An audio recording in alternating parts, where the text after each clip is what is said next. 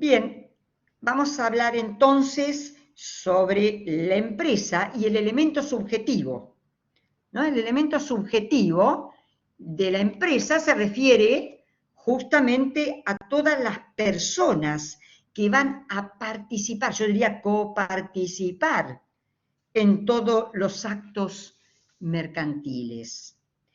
Esto me lleva en principio a decirles que la materia comercial antes del 2015 estaba, digamos, regulada por el Código de Comercio elaborado por Vélez Sarsfield con el profesor Acevedo, que era un uruguayo.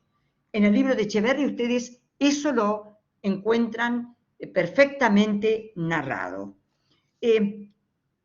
Este código hablaba sobre distintas cuestiones y si nos remontamos a la historia y nos remontamos exactamente a este ordenamiento, vamos a advertir que la figura predominante fue el comerciante, al punto tal que el artículo primero de aquel código definía que era el comerciante y, es más, decía, la ley declara comerciantes a todos los individuos que teniendo capacidad legal para contraer y ejercer por cuenta propia actos de comercio, haciendo de ello su profesión habitual. Actos de comercio. Eso es lo que era un comerciante. ¿Por qué? Y porque ese código resaltaba y decía la materia mercantil es mercantil cuando realizan determinados actos que están subsumidos en el artículo 8 de ese código. Quiere decir que era totalmente perfil objetivo. Es mercantil porque lo dice el Código de Comercio. También hablaba, supongamos, no solamente del comerciante en el artículo primero y hablaba también de los comerciantes en los artículos subsiguientes, pero en el artículo primero lo definía, en el artículo 8 hablaba de cuáles eran los actos de comercio, en el artículo 25 hablaba sobre la matrícula de los comerciantes, es decir, cómo se adquiría esa matrícula. Y luego, en el artículo 87, hablaba de los auxiliares de comercio.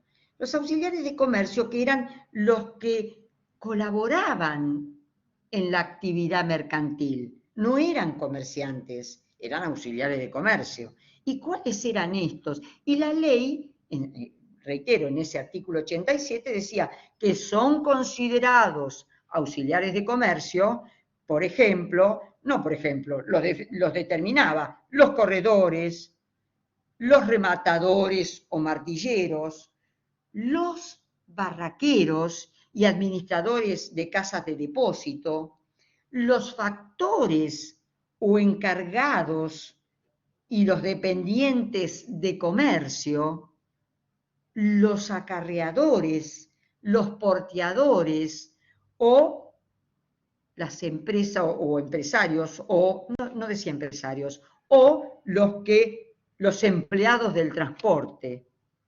Entonces, fíjense que definía el artículo 87 a esos.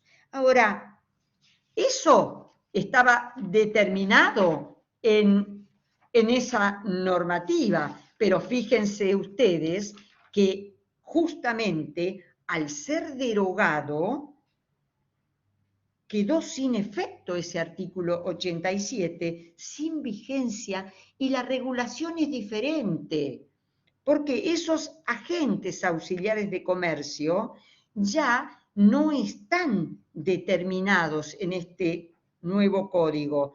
Es decir, al quedarse sin vigencia los barraqueros, los administradores de casas de depósito, los factores, los dependientes, los transportistas, ¿qué pasa ahora? Lo que pasó es que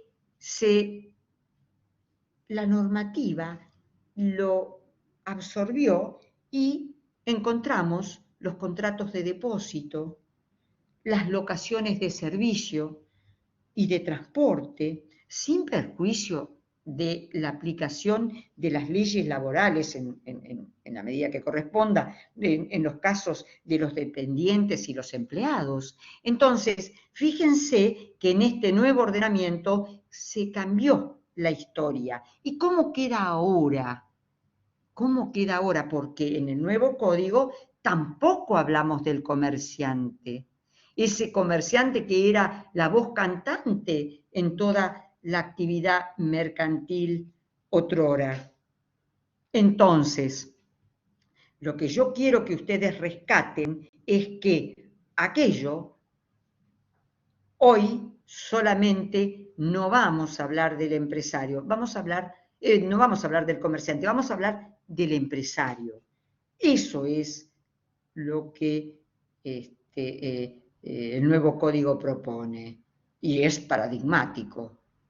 Y además vamos a tener en cuenta, porque los auxiliares, el comerciante sigue existiendo, ¿o acaso ustedes no ven a personas humanas que realizan pequeñas actividades? Ese es el antiguo comerciante. Lo que pasa es que ahora ya no lo llamamos así.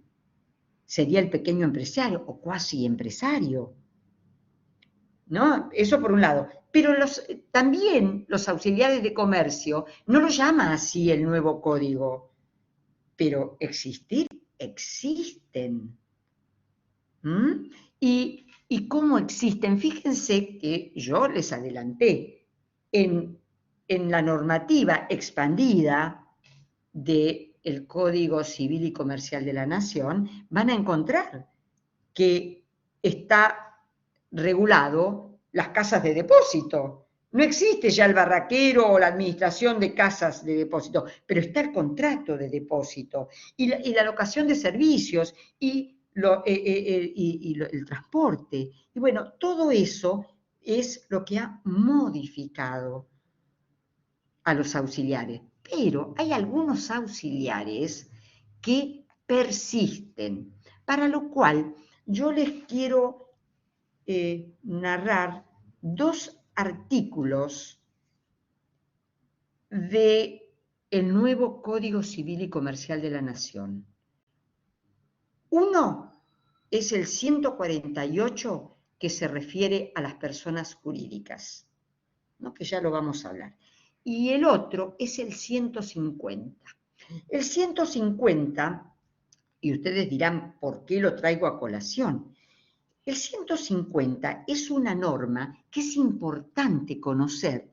¿Por qué? Porque a la hora de resolver, tanto los jueces como los operadores sean abogados, contadores, van a saber cuál es la ley aplicable, la norma aplicable.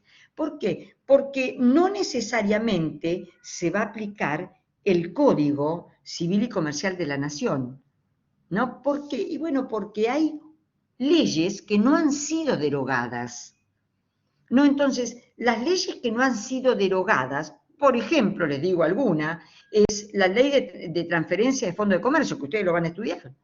Esa ley está vigente desde el año 1936 y sigue vigente. Bueno, lo mismo pasa con otras leyes que ya vamos a ir viendo y que ustedes se van a dar cuenta que se aplica primero la ley y luego el Código Civil y Comercial de la Nación. Y en materia de persona jurídica, primero se va a regir por el estatuto social o la reforma de este, y luego por el Código Civil y Comercial de la Nación. Entonces, Es más, y si no hay ninguna norma en el Código Civil y Comercial de la Nación y necesitamos aplicar leyes supletorias, se puede hacer. Entonces, el 150 del Código Civil y Comercial lo tienen que tener muy fresco en la cabeza. ¿No? ¿Por qué? Porque a la hora de resolver van a saber qué normativa tienen que aplicar. Entonces, con esto quiero decir que en materia de sujetos tenemos el código que ahí sí define, y el nuevo código define al empresario. Y también hay normas, la ley 22315, ¿no? Y a su vez la resolución 7 de Inspección General del año 2015, de Inspección General de Justicia, que tiene regulado a los auxiliares, ¿no? Se llaman las matrículas individuales, ¿no?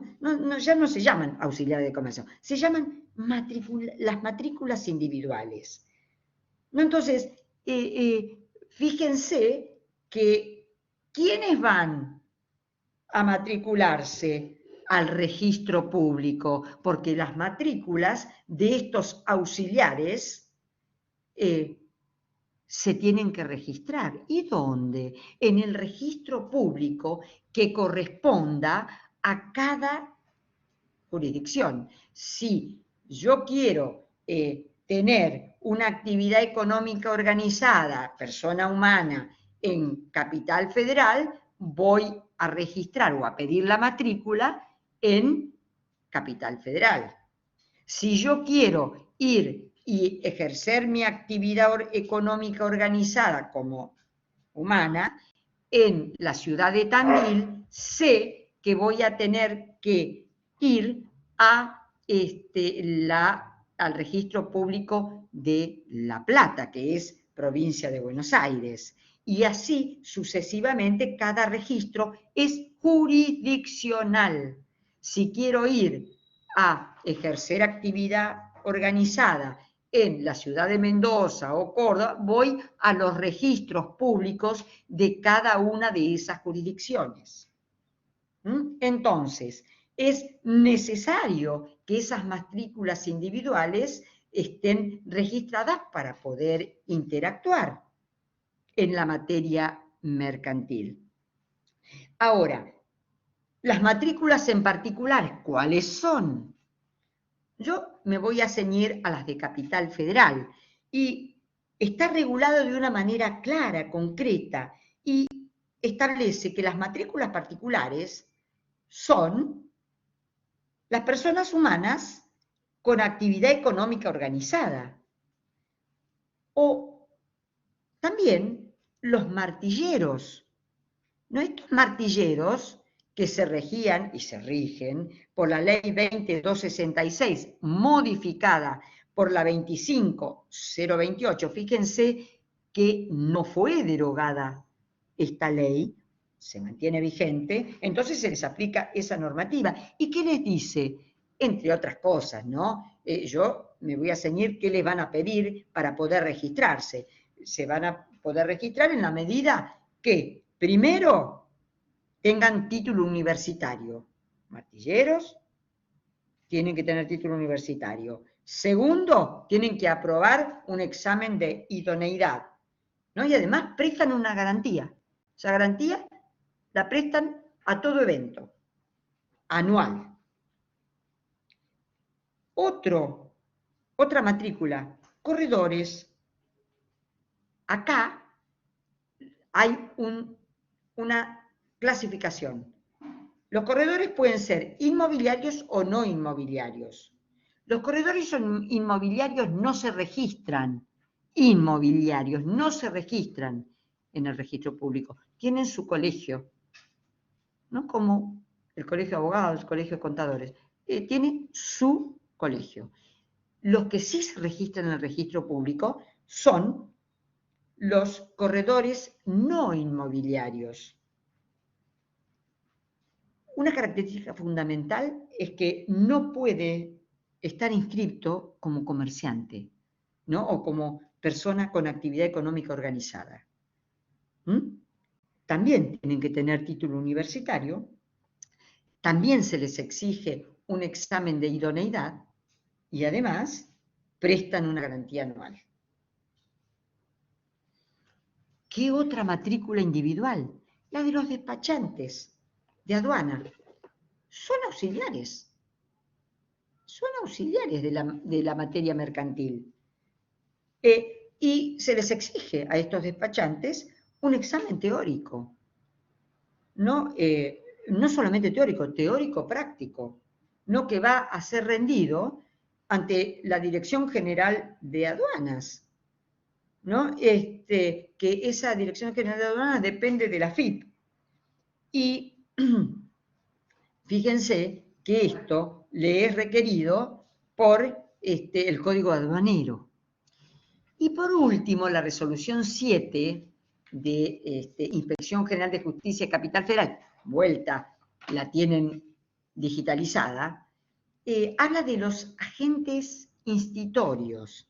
¿Qué es un agente institutorio? Son los que están regulados por el artículo 54 de la ley 17.418, que está vigente.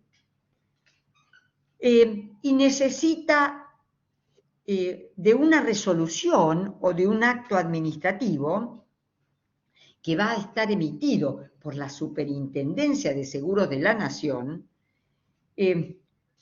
por el cual lo designa como agente y como agente autorizado para actuar como agente institutorio, ¿no? Entonces, eso implica que se registra también en el registro público jurisdiccional y se le reconoce ese poder de agente institutorio.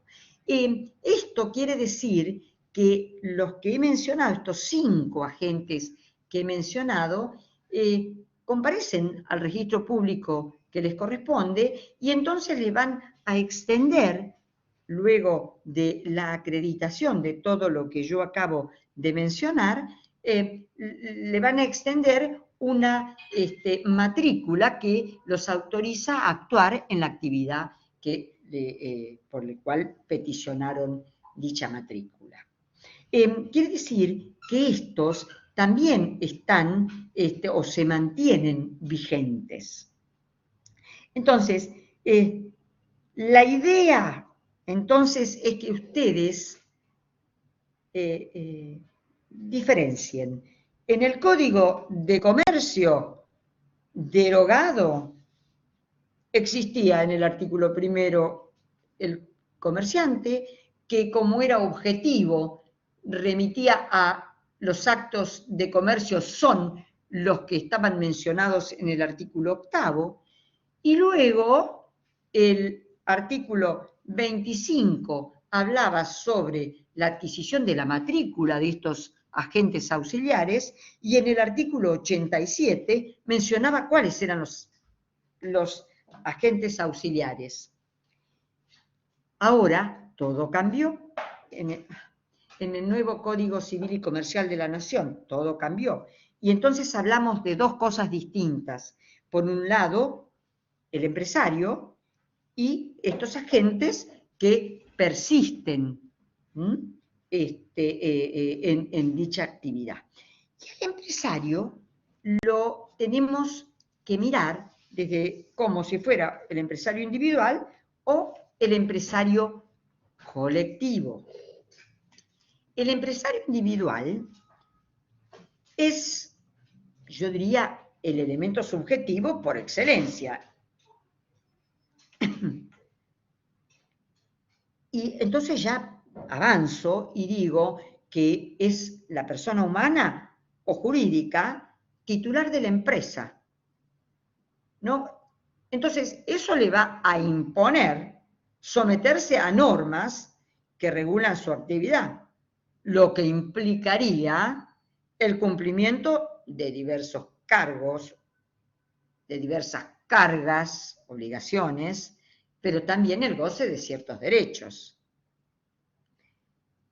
Fíjense, y esto sí quiero que ustedes sepan, la empresa es una organización. Lo tengo claro desde hace muchos años. La empresa es una organización. Dentro de ella tenemos elementos objetivos y subjetivos. El elemento objetivo sería todos los elementos que hacen al fondo de comercio, elementos materiales e inmateriales. Y el elemento subjetivo es lo que acabo de narrar. Y ahora tenemos, además, la vestimenta de esa organización. Y esa vestimenta puede ser una asociación civil, puede ser una fundación, son sin lucro, o puede ser una sociedad que es con lucro. Esto me conlleva a aclararles que la empresa puede ser lucrativa o no lucrativa. ¿Por qué? Porque es una organización. Si yo a esa empresa quiero dotarla de elementos necesarios para obtener réditos económicos, va a ser económica, mercantil. Si yo quiero dotarla de otros elementos, el bien común y sin ánimo de lucro, como puede ser una asociación civil o una fundación, no es lucrativa. Busco el bien común, el bien de la comunidad. Pero esa es la organización. Lo que pasa es que la visto con una estructura que me da también el ordenamiento. ¿Para qué? Y bueno, para que pueda interactuar y pueda obtener réditos económicos o no. Eso me conlleva también a aclararles que cuando yo digo que una organización sin lucro no obtiene beneficios económicos, sí obtiene. Puede obtener beneficios económicos. La diferencia que hay entre una y otra estructura es algo que yo llamo lucro objetivo o lucro subjetivo. Lucro es ganancias. Cuando hablo de lucro objetivo, es el lucro que obtiene una organización no lucrativa, como por ejemplo una fundación o una asociación civil que puede ejercer actos de comercio, obtiene ganancias, pero no las distribuye entre los socios o entre las personas que conforman los directivos, sino que la eyectan a prestar nuevos servicios a la comunidad. Distinto es el lucro subjetivo, el lucro egoísta, egoísta entre comillas, en la cual yo realizo una actividad determinada a través de una sociedad y las ganancias que ingresan a esa sociedad, ahí sí se distribuyen entre los socios, van al bolsillo de los socios, no así en las fundaciones o asociaciones civiles. Porque ese no es el objetivo prioritario. El objetivo es prestar servicio a la comunidad. Porque es el interés común. Entonces, vuelta, la empresa es una organización. Y el nuevo código habla que es una forma de actividad económica organizada. Por supuesto que toda organización va a necesitar de un sujeto que la organice, que ejecute esa actividad. Ahora, ese sujeto es el empresario. No que puede ser, reitero, persona humana o persona jurídica. Y además, a veces puede ser que la actividad la realice el propio empresario o bien se valga de delegaciones, por ejemplo, de auxiliares como puede ser, auxiliares pero no como estuvimos hablando ahora, auxiliares como por ejemplo los abogados, los contadores, industriales, los economistas, que coadyuvan a la actividad empresarial. Ahora, al empresario, o mejor dicho, el empresario puede ser analizado desde dos ángulos, desde el económico o desde el jurídico. Y desde el económico vemos que se lo va a identificar con la persona que va a combinar o va a coordinar los diferentes factores de producción, ¿no? Y las características propias de este empresario, en estos términos económicos, las características es que va a interpretar los deseos de los consumidores. Y además va a organizar los factores de producción, va a ordenar esos factores de producción. Y una característica fundamental es la asunción del riesgo. Asume el riesgo, ¿no? Eso es muy calificante en el empresario capitalista, ¿no? Ahora, no siempre coincide con el capitalista, por lo cual la asunción del riesgo deja de ser la principal característica cuando no es capitalista. Y otro elemento básico es la innovación. El que innova consigue nuevas cosas, nuevos beneficios, por lo menos en forma temporaria. La innovación es un elemento básico también en la figura del empresario o en las características que debe tener un empresario. Eso en términos económicos. Y en términos jurídicos, no se exige un despliegue de actividad personal o directa. Basta con que la actividad se desarrolle en nombre de este empresario capitalista. No es el caso de, por ejemplo, ¿qué pasa si en el caso de menores, de incapacitados o sociedades?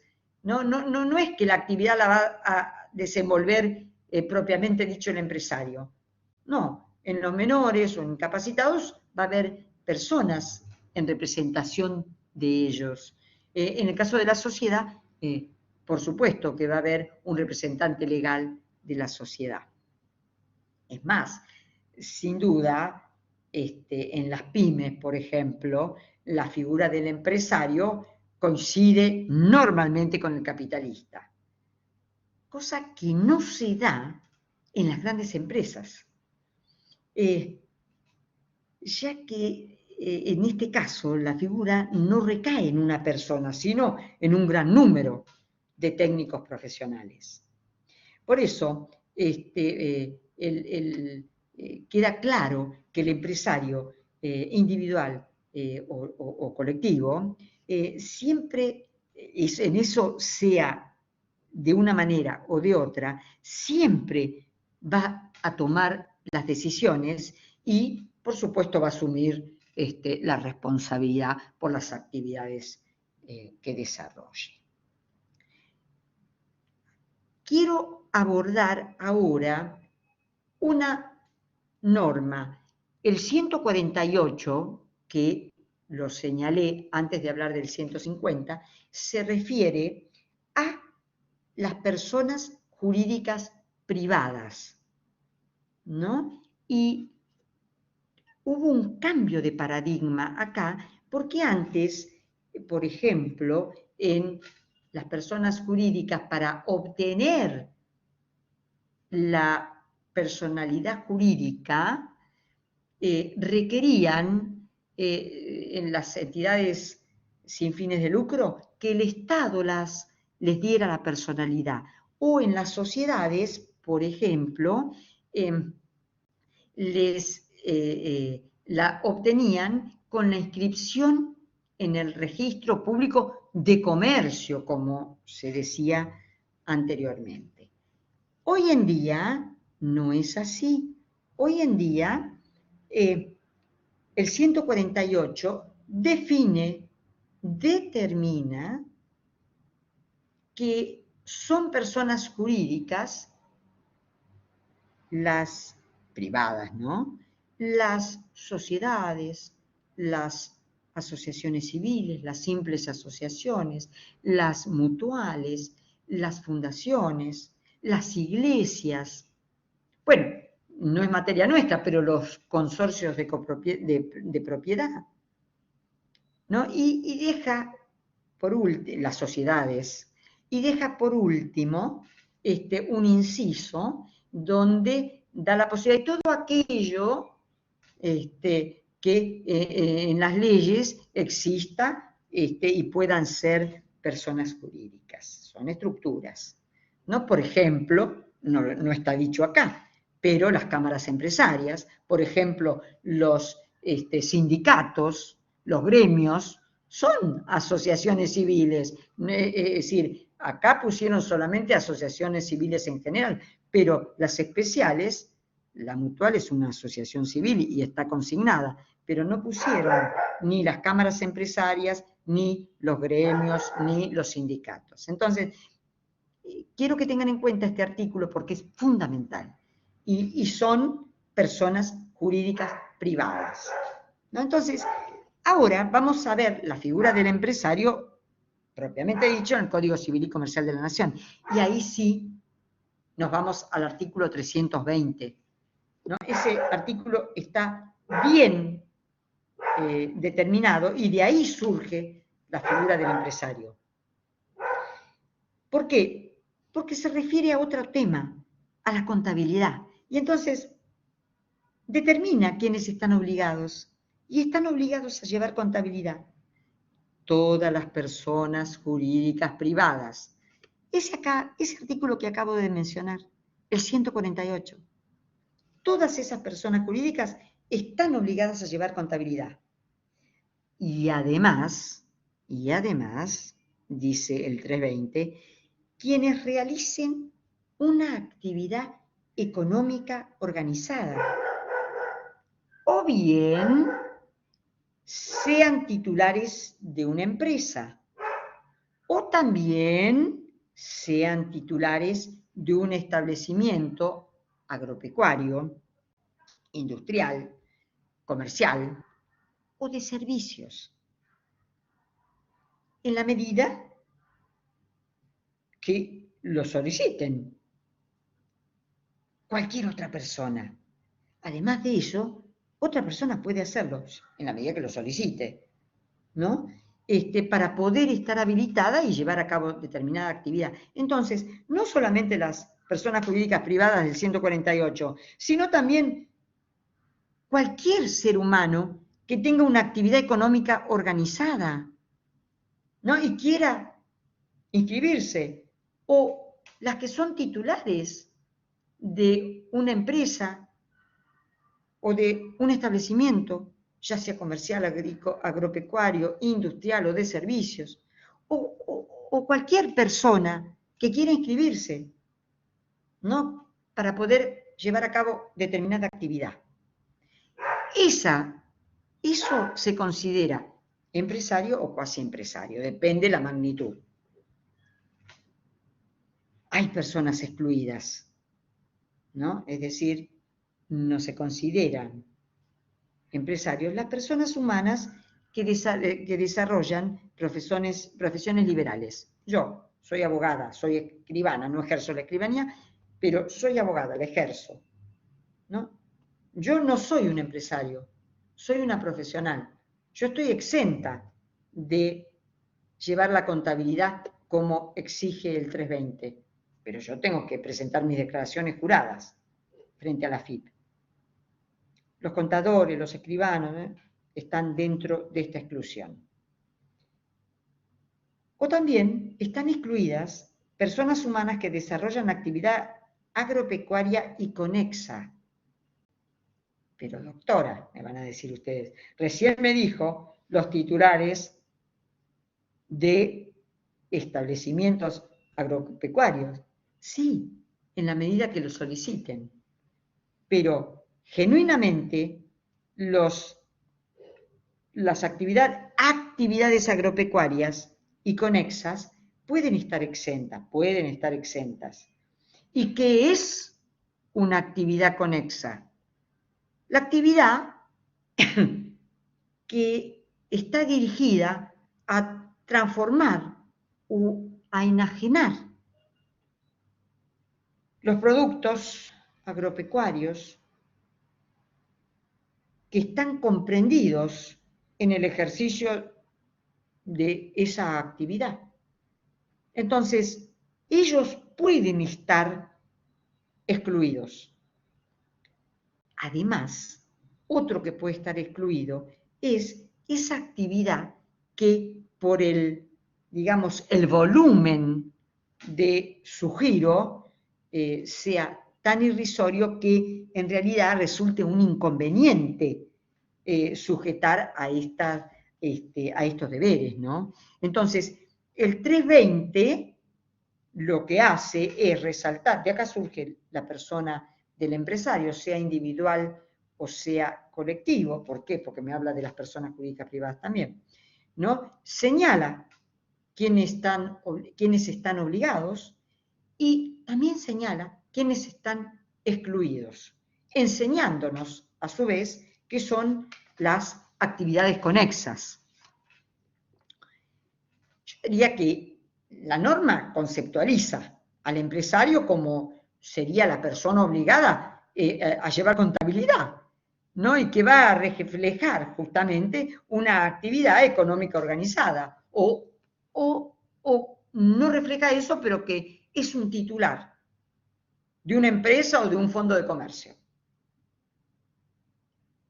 Entonces, en ese caso ya está dentro del 320, es empresario o cuasi empresario. Yo diría que tengamos en cuenta que el nuevo ordenamiento no hace referencia a un acto de comercio, ni al comercio, ni a los agentes auxiliares, sino que el nuevo código que ha unificado a las personas, ya no existen personas civiles o comerciales, ¿no? Las clasifica tan solo en personas humanas o jurídicas, sin diferenciar si los sujetos son comerciales o civiles. Dejó de haber comerciantes, por lo menos como nombre, ¿no? Y abrió el camino a nuevos sujetos comerciales, ¿no? Estas personas obligadas contablemente. Yo diría que la conclusión que puedo dar del nuevo código comprende, reitero, dos categorías: personas humanas, las obligadas contablemente, de las no obligadas. Y dentro de esas obligaciones las clasifico las que realizan una actividad económica organizada o cuasi empresario, las que son titulares de empresa, que son los empresarios. Esa es la clasificación que sintetizo. Y luego, el empresario individual es el que realiza la actividad per se. Y el empresario social es el que realiza a través de estructuras sociales, normalmente sociedades comerciales. No se llaman más comerciales, sociedades, ¿no? Porque no hay diferenciación entre civil y comercial, son sociedades. La única sociedad civil que existía, ustedes ya lo van a ver en alguno de los videos, cápsulas que dije, era la sociedad civil, que fue derogada en el Código Civil. Así que ya no se habla de sociedades comerciales, se habla de sociedades, que son las únicas que existen. Entonces, el estatuto del del empresario no se lo aplica como antes al estatuto del comerciante, ¿no? Sino que la propia normativa del código le va a decir, ¿sabe qué empresario tiene que llevar la contabilidad mediante los libros? ¿Por qué? Porque lo dice los artículos 320, 325, 329. O además tiene que llevar los estados contables anuales. ¿Y por qué? Porque me lo dice el 326. Y además tiene que llevar la conservación, tiene que tener en cuenta que tiene que conservar los libros por 10 años. Fíjense que es muy diferente la prescripción de este código, habla de 5 años, pero sin embargo, cuando habla de los artículos 328 y 329, la custodia y guarda de libros es por 10 años. Como verán, es decir, este es el panorama de los sujetos que participan en toda la actividad mercantil.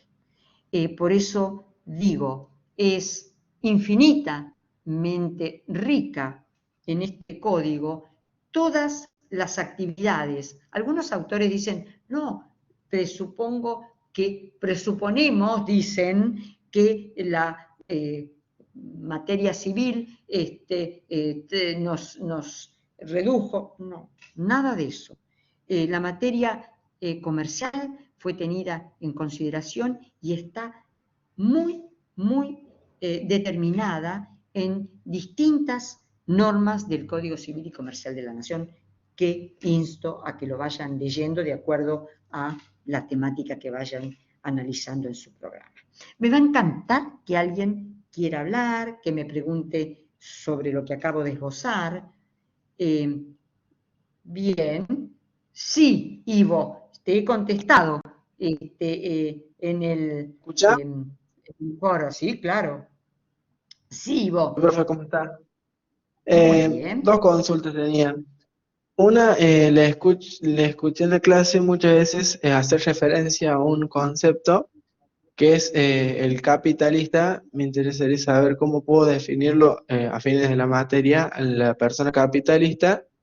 Y otra cosa, y así le hago los dos rápido y después dejo a mis compañeros, en el artículo 320, cuando habla de las actividades agropecuarias y conexas, que Sí, pueden estar sí, exentas, habla de que son sí, aquellas no ejecutadas u organizadas en forma de empresa. ¿A qué se exacto. refiere cuando no están ejecutadas u organizadas en esa forma? Gracias. Bien, bien, Ivo. Esta última, te digo, yo creo que cuando digamos, el agricultor que levanta los granos, eso no es una actividad, digamos, que tenga que llevar la contabilidad. Son los que se denominaban antes, digamos, digamos, actividades civiles que no están programadas como empresa, como organización. El agricultor levanta los frutos, ¿no? O los transforma en todo caso, pero no como una organización. El agricultor es individual, ese no está obligado, está exento. En cambio, si se conforma como empresa, como organización, si ya organiza, ahí sí ya tiene que llevar a cabo una contabilidad. Y la primera pregunta que me hiciste fue, perdón, Ivo. El término capitalista que Es usted el utilizaba por empresario ahí, per se. empresario capitalista, ¿o no? Claro, yo, persona humana, creo mi actividad, pongo todo mi empeño, pongo todo mi patrimonio en la actividad individual, ¿no? Yo defiendo la actividad y mi patrimonio.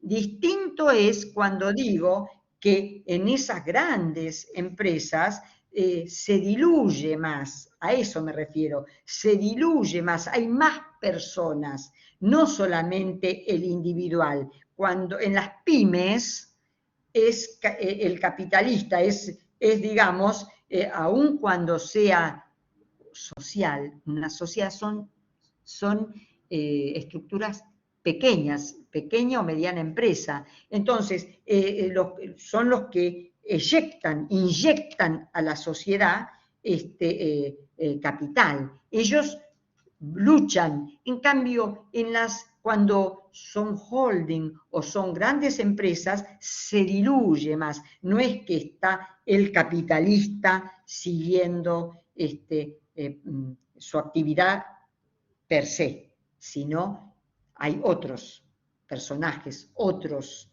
que coadyuvan. ¿Quedó claro, Ivo? Sí, profe, muy claro, muchas gracias. Ailén, te escucho. Ailén. Ailén, yo te estoy... Paola. Hola, profesora, buenas tardes. Hola, Paola, ¿cómo estás? Bien. Profe, usted acaba de decir que el código de Vélez Sarsfield en cierta medida eliminó a algunos auxiliares de comercio y entre ellos nombraba a los administradores de casas de depositores sí. y porteadores empresarios de transporte. Sí. En el tema 2, en el punto 3.2, al final los nombran. Entonces entiendo que nosotros no los vamos a estudiar como auxiliares de comercio, sino como contratos comerciales, o sea, contratos de casa de depósito, contratos. Sí, lo que pasa que son matrículas particulares que son los antiguos auxiliares de comercio, son las matrículas, que son los 5 que yo mencioné. Porque el comerciante, o sea, persona humana que realiza una actividad económica organizada. Esa es lo que era el comerciante. Luego está el martillero, está ¿cómo es? El rematador o martillero, el corredor, está, digamos, el despachante de aduana y el agente incitorio que mencioné, que están en la resolución 7 de 2015 de Inspección General de Justicia, que es el registro público. Entonces, claro que eso lo tienen que estudiar de esa manera y dentro del código los porteadores y demás, bueno, contrato de depósito, locación de servicio y de transporte, por supuesto. Así es, Paula. ¿Quién me está hablando? ¿Ailén? Dentro de los auxiliares de comercio dicen que están los corredores. Sí, sí, porque la ley está vigente. Claro, pero hay una cosa que los corredores, no sé si me está escuchando bien, no sé, mi audio está como... se entrecorta, pero vamos. Ajá. A ver. Bueno, la ley explica, el código explica que los corredores son independientes. Aquí es lo que yo no entiendo, porque yo entiendo por corredor que yo y quiero vender. Sí, la escucho. El corredor son independientes, por supuesto. Es el que va a interceder entre oferta y demanda. Pero el que es totalmente independiente y no registrable es el corredor inmobiliario. Lo que ustedes tienen que estudiar es el corredor mobiliario. El de cosas.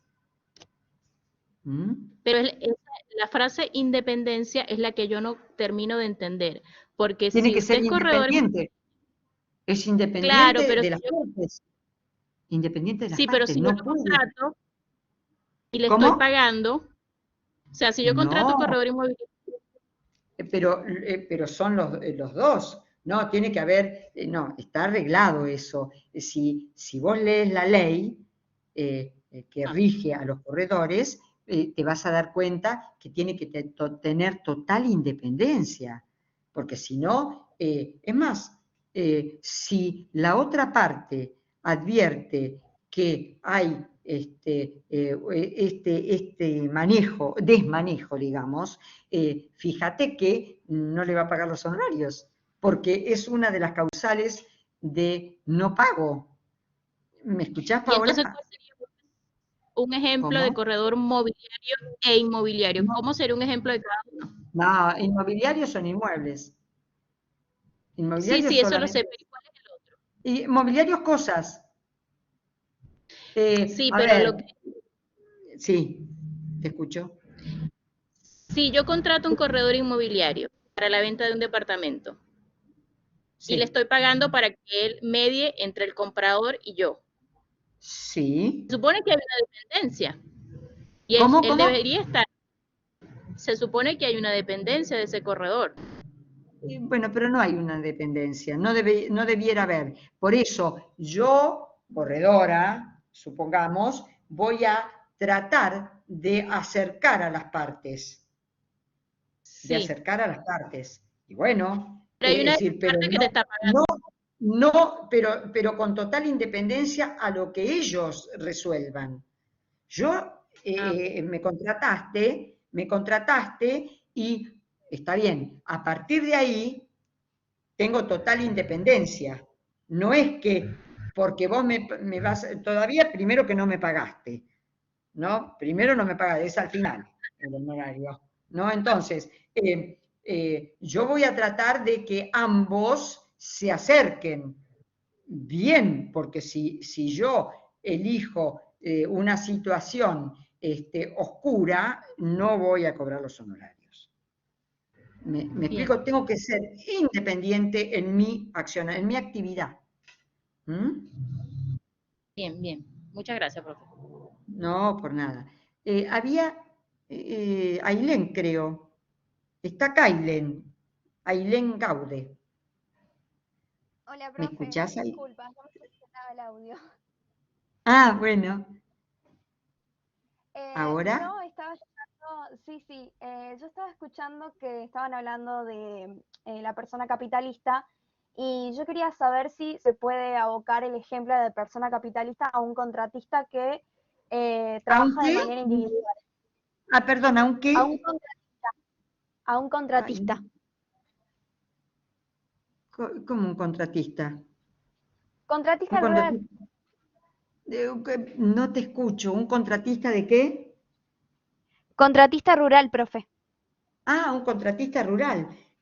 A ver, pero él ya ejerce una actividad distinta. El Claro, contratista, no está excluido. El contratista ya realiza una actividad que no es el sacar los frutos. El contratista trata de, no sé qué hace, ¿qué vas a contratar para que te saque digamos, que te levante la cosecha? claro, claro, sí, sí. Vos contratás a un empresario, es un cuasi empresario el contratista, porque ya tiene una Ah, actividad que desarrolla, es distinto. Yo entiendo por exclusión a aquellos actos que antes eran civiles, exactamente estos, que eran el agricultor que levanta sus frutos, que no tiene una organización para que se la levanta él. Ese está exento. ¿Está perfecto, Ailén? muchas gracias, profe. Por Sí, sí. nada, Ailén. Darío, Sí, buenas tardes. Muchas buenas gracias, tardes. doctora. Tan ¿No? solo preguntarle, cuando usted habla de actividad económica organizada, vinculando el artículo 148 y el 320, sobre todo en lo que hace a la Sí, contabilidad, porque parece sí. ser central que esa actividad tenga una contabilidad como si fuera una forma de rendir cuentas, supongo. Yo Sí. puedo, yo puedo entender que, por ejemplo, un señor que tiene un carrito en la costanera, donde Qué ejemplo. expende comidas, ¿está obligado a tener una contabilidad? O sea, su actividad económica tiene una organización.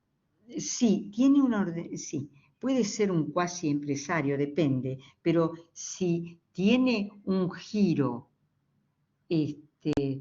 bajo económico, es uno de los excluidos. Depende del giro, porque si hay carritos y carritos en la costanera, hay carritos y carritos. Hay algunos que uno ve que ya tienen, puede ser un cuasi empresario. Y otro carrito no, el que vende las manzanitas, por ejemplo, las manzanitas con esas acarameladas, no creo que su giro sea tan grande como para que haga contabilidad. ¿Me Profe, explico? Sí, profe, ¿me sí, escucha?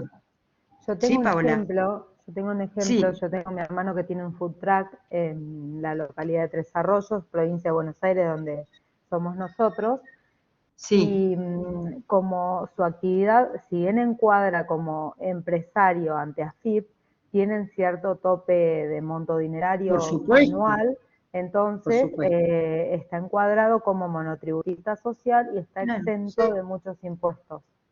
por supuesto, por supuesto, por Perfecto. supuesto. La FIP, después, la FIP los recategoriza. Eso es otra cosa. Yo acá lo que estoy haciendo es qué personas están encuadradas dentro del 320, ¿m?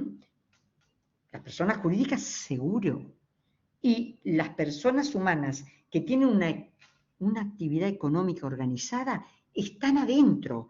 Las que son dueñas de un campo están adentro. De un establecimiento, los dueños de un establecimiento comercial, agropecuario, industrial o de servicios también, ¿no? Ahora, si la actividad por el volumen que desarrolla tiene un giro bajo, es un inconveniente sujetarlas a semejantes deberes. ¿Por qué? Porque la contabilidad no solamente es lo que Darío dijo de rendir cuentas, no, es mucho más.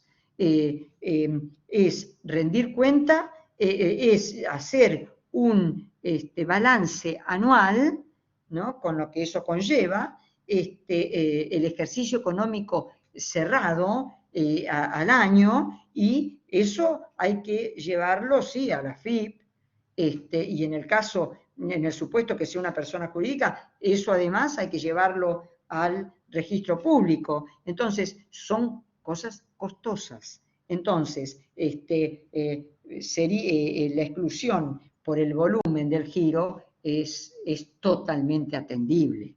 Y el monotributista tiene, digamos, categorías. Así que bueno, el monotributista lo que presenta son declaraciones juradas. Y depende de la categoría, se lo considerará lo que corresponda, pero solamente hace declaraciones juradas frente a la FIP, el monotributista. Muchas gracias. ¿Quedó? Las consultas, muchas gracias por la respuesta y las consultas sobre tema programa y demás, le haré alguna por el foro. Muchas Bueno, sí, yo quiero que ustedes me hablen al foro, que me pregunten todo lo que sea necesario. Tanto la doctora María Laura Cosentino como yo estamos siempre acompañándolos. Lo mismo que los acompañamos durante el transcurso de sus exámenes. Es decir, si ustedes, mientras que rinden examen, tienen dudas, me escriben en el chat a mí o a la doctora y los acompañamos. ¿Ok? Van a tener el acompañamiento nuestro durante toda la cursada. ¿Ok? Yo tengo que cerrar ahora porque me excedí 3 minutos del horario. Así que la última pregunta que quieran hacerme.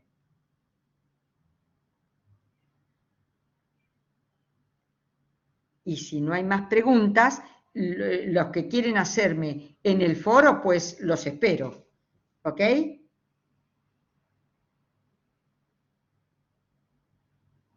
Bueno, entonces es todo por hoy. Gracias por la presencia. Me gusta ir conociéndolos, porque después, cuando llega el examen, yo ya sé quiénes han participado, quiénes son los que me hablan al foro, quiénes vienen a los encuentros. Entonces, eso me ayuda más y los ayuda más a ustedes también, que yo tenga conocimiento de ustedes.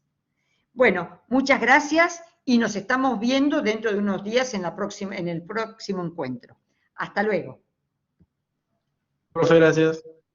Hasta luego.